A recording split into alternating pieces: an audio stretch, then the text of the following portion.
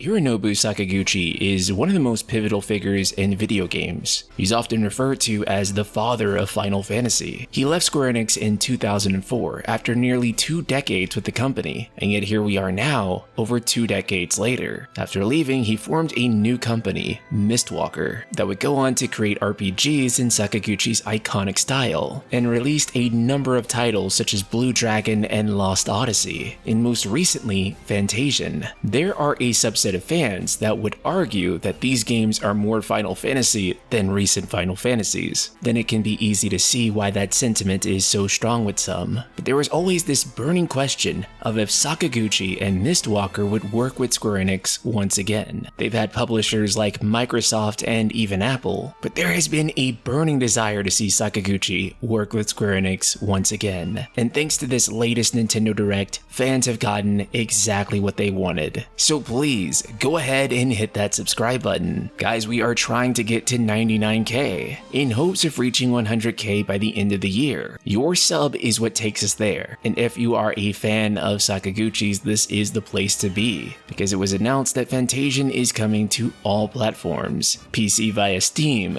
Nintendo Switch, PS4 and 5, and Xbox Series. This was a game that was originally locked to Apple Arcade, which means that if you didn't own an iPhone, iPad, Apple TV, MacBook, etc., you were not able to play this game. This unfortunately locked people out of one of Sakaguchi's best post-Square Enix games, a game that is essentially a full Final Fantasy in everything but name. The original release of the game was split into 2 parts, and I did a review on part 1, and I mentioned this. Imagine there is an alternate timeline, and in that alternate timeline, Square Enix made a 4th Final Fantasy PS1 game. Fantasian is that 4th secret PS1 game, and in many ways looks and plays like one. I must stress enough, don't be fooled by this game's Apple Arcade origins. There's a lot of games that focus on the nostalgia of the NES and SNES days, emulating the look in particular of Super Nintendo games, HD 2D, Sea of Stars, things of that nature. But personally, my nostalgia leans a lot more toward the pre-rendered backgrounds of the PS1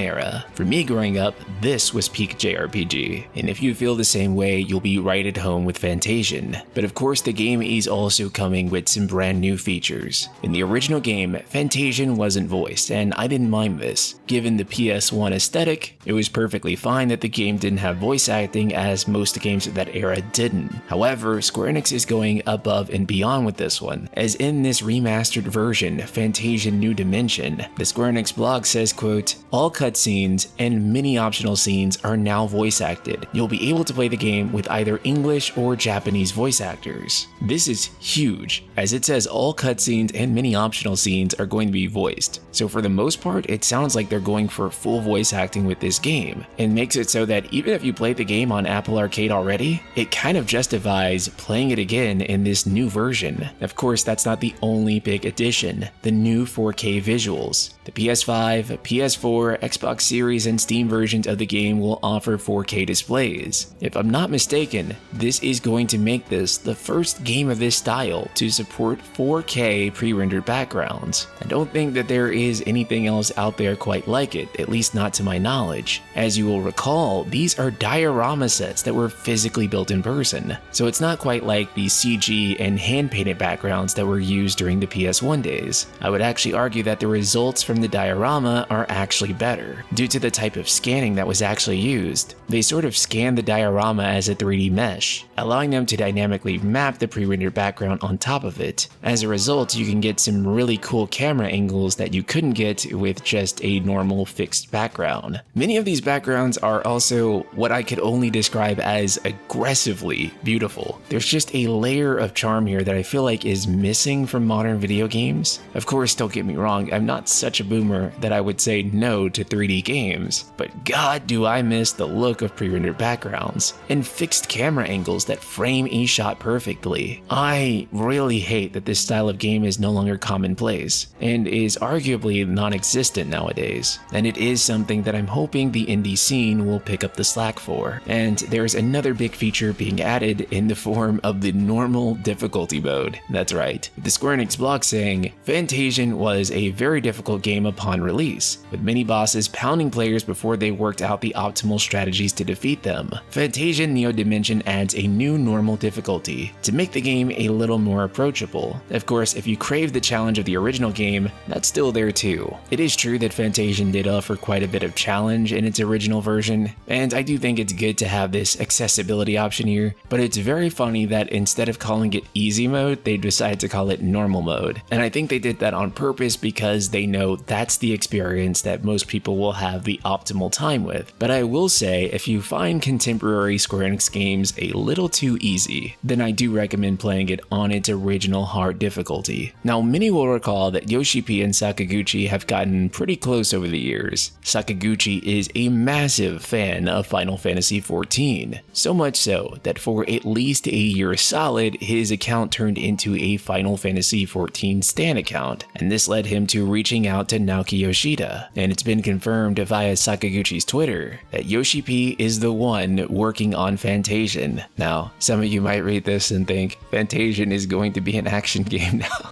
It is still going to, of course, be turn-based. This confirms that one of the games that Creative Studio 3 is working on is in fact the port of Fantasian for all platforms. We were wondering what was going to come of Sakaguchi and Yoshi P spending so much time together. He even at one point asked to write a quest for Final Fantasy XVI. Of course, the game was too late in development to make this happen, but it could also open the possibility of Sakaguchi having some type of role in Final Fantasy XVII. I would also imagine that this means that Sakaguchi might have some level of involvement with Final Fantasy IX Remake. I don't think that he's directly overseeing it, but it's entirely possible that he's acting as some sort of consultant, advising them on what to do and what not to do. Considering that he is working with Square, it's really the only sensible thing to do. After all, I don't think anyone would want to be caught making a Final Fantasy IX remake that Hironobu Sakaguchi doesn't approve of. So hopefully that is the case, as it'll strengthen faith in the quality of this remake, and perhaps we'll hear more about that after the game's release. However, this is what Sakaguchi has had to say about Fantasian Neo Dimension. Quote, "Fantasian Neo Dimension has had its grand reveal, marking its comeback at Square Enix. The strength of a digital title is that it can continue existing without deteriorating, and I wanted Fantasian to be an especially long-standing title. I developed Fantasian thinking that it could be my final work before retiring, so it has a special place in my heart. Having the opportunity to rebuild it at Square Enix this way and making it widely known is truly a blessing. This title is an amalgamation of the souls of the diorama craftsman, Uematsu's compositions, and of course the game developers. If you'd like, please do give it a try." At the same time the trademark for Fantasian Neo Dimension was filed, there was also another trademark. That is one for Fantasian Dark Edge. As for if this game could be a brand new title in Fantasian's universe, be it a spin-off or a sequel, it's interesting to note that we can get more from Fantasian or even Sakaguchi if we support this current title. Ultimately, it is huge that we have Sakaguchi working with Square Enix again. This opens up numerous possibilities. Again, not just him consulting for Final Fantasy games, but possibly him even having an active role on them. Yoshi P talked about Final Fantasy XVII potentially being a turn-based RPG with pixel art. How incredible would it be if Sakaguchi was the one behind Final Fantasy XVII and making this sort of retro mainline Final Fantasy a reality? Of course, while I know some of you would want Sakaguchi to work on an actual AAA Final Fantasy, he has expressed a desire to finally retire. And let me tell you something, working on AAA games is the exact opposite of retiring. Being the lead on a AAA game is one of the most stressful jobs you can take on. And for a man who's already considering retirement, I doubt he's going to want to take that on. Back in April of 2022, he mentioned being able to work on a dark fantasy game, as he's recently received multiple offers to work on a brand new game. It seems like it's safe to say that Square Enix might be one of the companies making that offer. In either case, this is really exciting for Final Fantasy and Square Enix, and it's really exciting for fans of Sakaguchi. I hope that he's given importance in their future projects, and that him and Mistwalker also have a direct role in the future of Final Final Fantasy going forward. And if you want to see my interview with Sakaguchi, you can click the video on the left. And if you're curious to know my deeper thoughts on Fantasian as a game, you can click the review on the right, letting you know my thoughts on the Apple Arcade version. And let me know in the comments below if you are excited for Sakaguchi and Square Enix working together once again for the first time in 20 years. And I'll see you all in the next video.